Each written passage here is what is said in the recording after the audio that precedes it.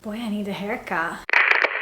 Hello, welcome back to my channel. My name is Zain. If you don't know me, I work in book publishing as an events manager. Today, I wanted to talk to you about cover letters, everyone's favorite topic. Not really. Cover letters are extremely annoying to create.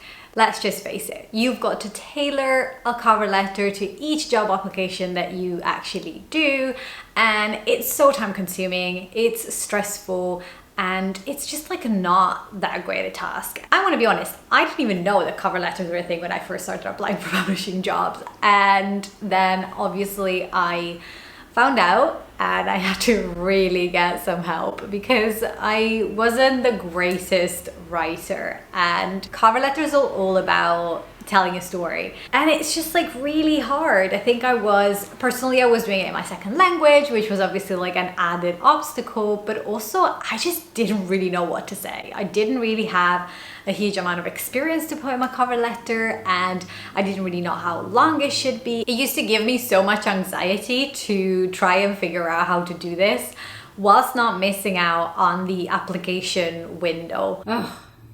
Anyway, one thing that I can say is that things haven't really changed in the sense that I still don't particularly like writing cover letters, but I have become quite good at it and I can actually turn them around much faster. So you've got that to look forward to if you're just at the start of your cover letter journey. It will get better. But today what I want to talk to you about is some quick tips that can hopefully help you if you have never wrote a cover letter, or if you need a bit of a refresh because you are about to apply for some jobs. All publishing jobs that I know of actually require you to have a cover letter. I have personally never seen a job not requiring a cover letter, so I think it's just like a really good thing to learn how to do. So I'll take you through some very quick cover letter tips that will make writing cover letter a little less daunting and just a little bit easier. First things first, how long should your cover letter be? I would say for publishing jobs, 1 page is more than enough, unless it's otherwise stated in the application somewhere. I don't think you need to like write more than 1 page. Nobody's probably gonna read it if you write more than 1 page. And to me, if I were to receive a cover letter that was like 2-3 pages long, I'd just be like, I don't have time for this. I need someone who can actually be concise. I'm not looking for a writer, I'm looking for an aspiring publisher. So keep that in mind and make sure that you keep to 1 page unless the job application actually asks you to do otherwise. But what about the format? So there are lots of different ways in which you could like format your cover letter, but what I thought I would share with you is what my preferred format is, which actually helps me to make sure that I am like writing all the right things, that I'm sharing all the right kind of content in my cover letter, but whilst making it a bit more manageable for me to write. So I like to keep a very simple format. So what I do is I put the dear hiring manager or dear Jonathan, that's my boss. Hey Jonathan, I hope he's not watching this, but anyway. And then I'll put the first few lines about me acknowledging that I am applying for that job.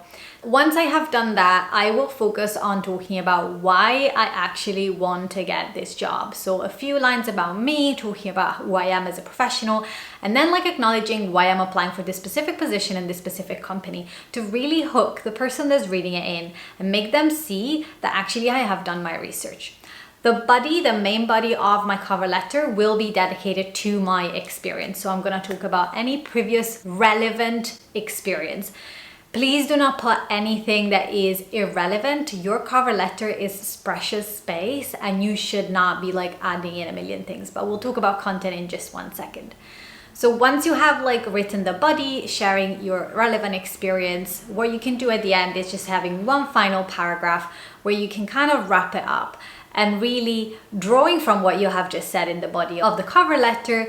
You can talk about why you think you'd be a great addition to the team, and just like one more line about why this particular role and this particular project, if it's linked to a project, would be perfect for you to be able to do and for the company to have you on, if that makes sense. Then I will close it with just like some salutation. Do you say that? Like maybe that's the top bit, but anyway, like yours sincerely or kind regards or whatever you want to put. I don't think it matters that much, and your full name.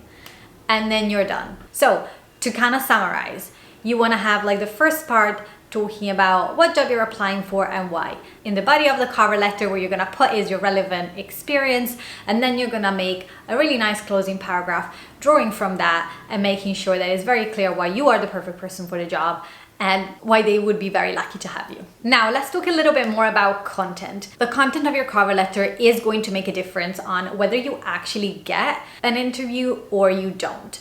Your CV, it's important, 100%, but the cover letter is where you can really bring your experience to life, and you really have to remember that when you're trying to write it. My suggestion would be to answer these 3 very simple questions. In no particular order. Why you? Why this company? And why this job? So once you have ensured that all those 3 questions are answered in your cover letter, you can feel more confident because you have actually included the majority of the information that the recruiter is probably looking for. One mistake that I used to make a lot, and I think a lot of other candidates do as well, is that I was making it all about me. My entire cover letter was a relentless list of things that I had done, project that I had worked on, and I wasn't really making a point to highlight why I would be the perfect candidate for this company or for this job specifically even. You have to make that very clear. You have to make sure that together with talking about your experience and why you are a brilliant candidate, you also highlight what you think you can bring to the position and to the company.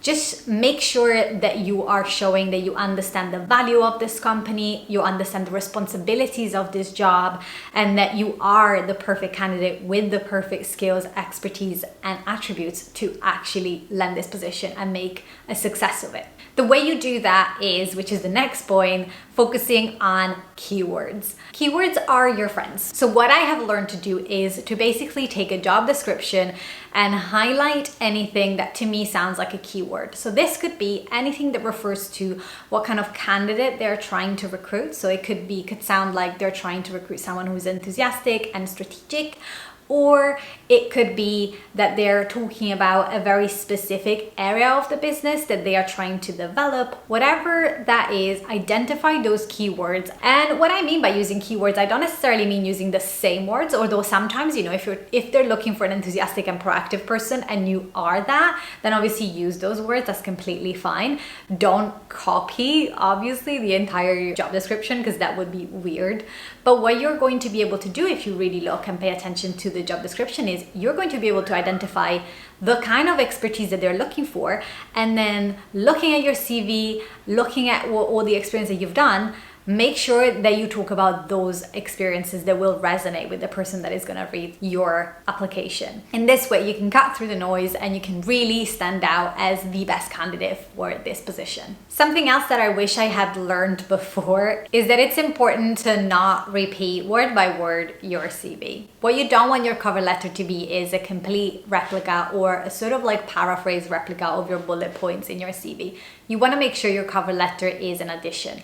And think about this, when you're doing an application, it's very important that every single document that you have to submit, so this could be a CV, a cover letter, and then an additional document, maybe talking or answering some questions. Every single one of those documents is an opportunity for you to talk about something else. So cover all your bases, make sure that you highlight different things, make sure that you take the cover letter as a way, not just to bring your CV to life, but to bring yourself, your personality, to present yourself as who you are, why you'd be good for the job, why you'd be a perfect addition for that company. If all you're doing is basically listing out all the jobs that you have already highlighted in your CV, then the cover letter is going to be a bit of a waste of time, and you might get a call for an interview, but also I think, especially when there are so many other applicants, compelling cover letters are what help you to stand out and what help you to ultimately get the job.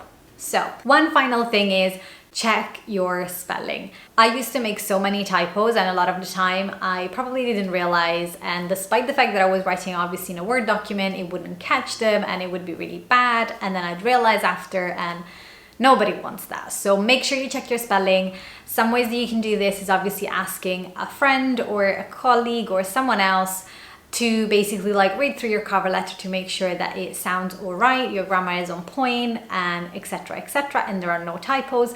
But also, especially if you don't have anyone else to ask, my top tip is to definitely go on Grammarly. You can use that for free. It highlights things like punctuation and highlights like little spelling mistakes and like some grammar mistakes as well. So it's a really good way to kind of make sure that your cover letter doesn't have any massive errors that are gonna write you off straight away. Because yes, people literally just throw away CVs and cover letters when there are so many applicants that have spelling mistakes, which I don't entirely agree with, because, you know, some of us actually speaks multiple languages and life is hard as it is without people being so judgy about it. But, you know, I kind of get it as well. So that's it for today's videos. I hope that you have found these tips useful. Please, if you've got any questions on cover letters, leave me a little message in the comments down below and I will do my best to respond to that. And thank you so much for watching. Don't forget to subscribe. I'm trying to get to 1,000 subscribers this year, so I would really appreciate your help on this journey. Make sure that you like this video because YouTube really loves that, and then helps me to spread the word about my YouTube channel to more people and help more people in their publishing journey.